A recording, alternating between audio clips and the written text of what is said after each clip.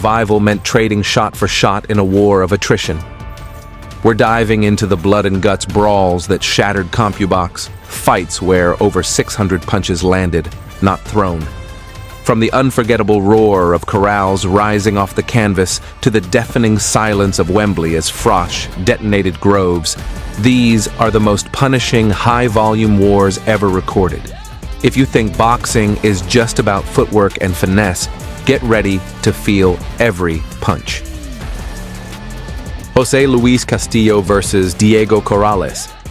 When it comes to high-volume slugfests, few battles can match the sheer brutality of José Luis Castillo versus Diego Corrales the Fwam in 2005. With a combined 910 landed punches, 434 from Corrales and 376 from Castillo, this wasn't just a boxing match, it was a war of wills.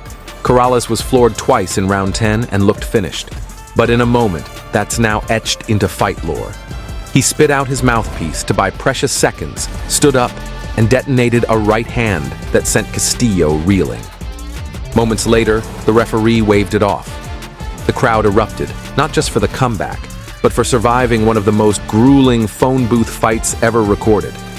Defense was optional. Pain was guaranteed. This was lightweight warfare at its finest, and for many, it remains the greatest round and comeback in boxing history. Micky Ward versus Arturo Gatti. Then there's Micky Ward versus Arturo Gatti I, a fight so iconic it practically redefined the word heart.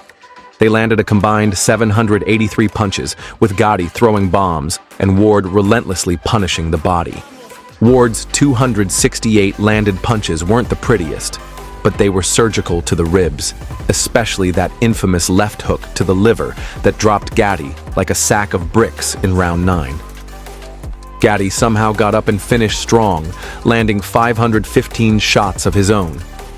But Ward's pressure and grit earned him a narrow majority decision and turned this brutal symphony into an instant classic.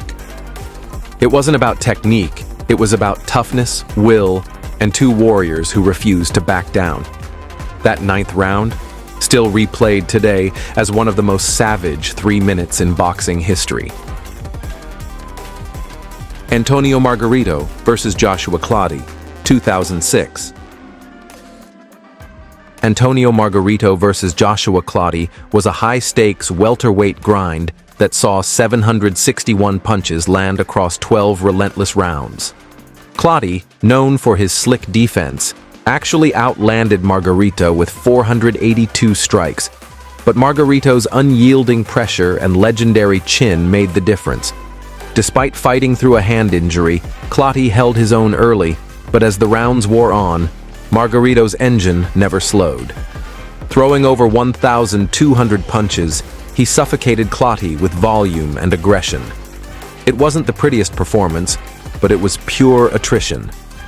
By the end, Clottey was worn down, his offense dulled, and Margarito walked away with a decision win that proved once again why they called him the Tijuana Tornado. Manny Pacquiao versus Antonio Margarito.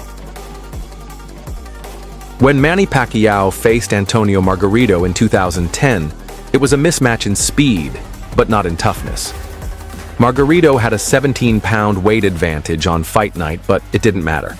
Pacquiao put on a masterclass, landing an astonishing 474 punches compared to Margarito's 282. From the opening bell, Pacquiao's footwork, angles, and lightning-fast combinations overwhelmed the much larger man.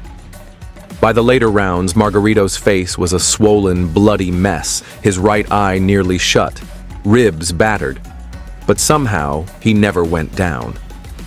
The fight should have been stopped, but Margarito's granite chin and pride kept him upright. It was both a showcase of Pacquiao's brilliance and a disturbing example of boxing's unforgiving nature. Pacquiao walked away with a unanimous decision and his 8th world title in an 8th weight class, an achievement never seen before or since. Paul Williams versus Winky Wright, 2009. Paul Williams versus Winky Wright wasn't just a fight. It was a volume puncher's dream against one of the best defensive fighters of the era. Williams, true to his nickname, the Punisher, threw over 1,000 punches and landed 505 of them, effectively dismantling Wright's high guard round after round. Wright, known for his slick defense and tight shell, had no answer for Williams' relentless output and freakish reach. Even when Wright countered effectively with 186 clean shots, Williams barely flinched. It was a rare sight, a defensive master being outworked, outlanded, and outpaced by a fighter who treated the bell like a starting gun. The result was a lopsided decision win for Williams, and a statement that volume, when executed with discipline and stamina, can break even the most ironclad defense. Juan Manuel Márquez versus Juan Díaz. In Juan Manuel Márquez versus Juan Díaz, we witnessed a chess match that exploded into a firefight. The two warriors combined for 678 landed punches, but the momentum swung like a pendulum. Díaz came out like a buzzsaw, landing 390 shots, swarming Márquez and overwhelming him with youthful aggression. But Márquez, ever the tactician, absorbed the early pressure and began dissecting Díaz with laser-guided counterpunches. Slowly, the tide shifted. Then in round 9, Márquez detonated a right uppercut that nearly decapitated Díaz. He followed it up with a flurry that dropped him again, forcing the stoppage in one of the most dramatic turnarounds of that decade. The bout won Fight of the Year honors, and for good reason. It was precision versus pressure, heart versus heart, and Márquez's legendary timing ultimately crowned him king that night. Erik Morales versus Marco Antonio Barrera. When Erik Morales and Marco Antonio Barrera met for the first time in 2000, it was more than just a clash of styles. It was a nationalistic war draped in Mexican pride. Over the course of 12 unforgiving rounds, the two warriors combined to land 678 punches, 319 from Morales, 359 from Barrera. They fought as if each round was personal, with every exchange more violent than the last. Morales, the longer, rangier fighter, tried to box at times but was constantly pulled into firefights by Barrera's relentless aggression. Neither man gave an inch.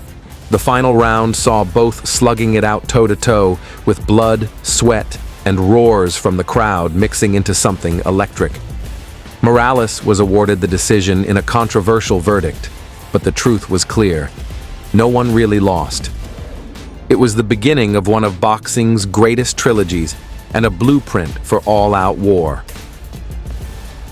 Lennox Lewis versus Vitali Klitschko, 2003. Then, there was the heavyweight thunderstorm known as Lennox Lewis versus Vitali Klitschko, a brawl so intense it felt more like a bar fight between giants than a strategic chess match. The two behemoths landed a combined 634 punches, Lewis with 221, Klitschko with 413, and each shot felt like a cinder block being hurled. Klitschko came out sharp, surprising many by outworking and outlanding the reigning champion early. But Lewis, bloodied and battered, began finding his rhythm and landing monstrous uppercuts. By round 6, Klitschko's left eye had turned into a grotesque gaping cut that had ringside doctors stepping in. Though Vitali was ahead on the scorecards, the fight was stopped, and Lewis retained his title. Fans were divided. Some saw it as a gutsy comeback. Others saw it as a stolen opportunity. Either way, it was a rare heavyweight war where skill, heart, and sheer brutality collided in unforgettable fashion. Oscar de la Hoya versus Fernando Vargas. Oscar de la Hoya versus Fernando Vargas was personal before the first bell even rang. Years of bad blood boiled over into a savage fight where pride was just as important as the belt. The two combined for 620 landed punches, de la Hoya with 295, Vargas with 325, in a war that swung back and forth. Vargas started strong, using size and aggression to back Oscar up and pile on the pressure. But de la Hoya weathered the storm, bided his time, and turned the tide with sharp counters and punishing body shots. As the later rounds unfolded, Oscar's class showed. In the 11th, he caught Vargas with a brutal left hook that staggered him, then unloaded a finishing flurry that forced the referee to step in. It wasn't just a win, it was personal vengeance, poetic justice, and the end of a heated rivalry in the most dramatic way possible. Carl Froch versus George Groves, 2014. Then came the grand finale on one of the biggest stages in boxing history, Carl Froch versus George Groves II in 2014 at Wembley Stadium in front of 80,000 roaring fans. This wasn't just a rematch, it was redemption. After a controversial first fight, the sequel had to deliver, and it did.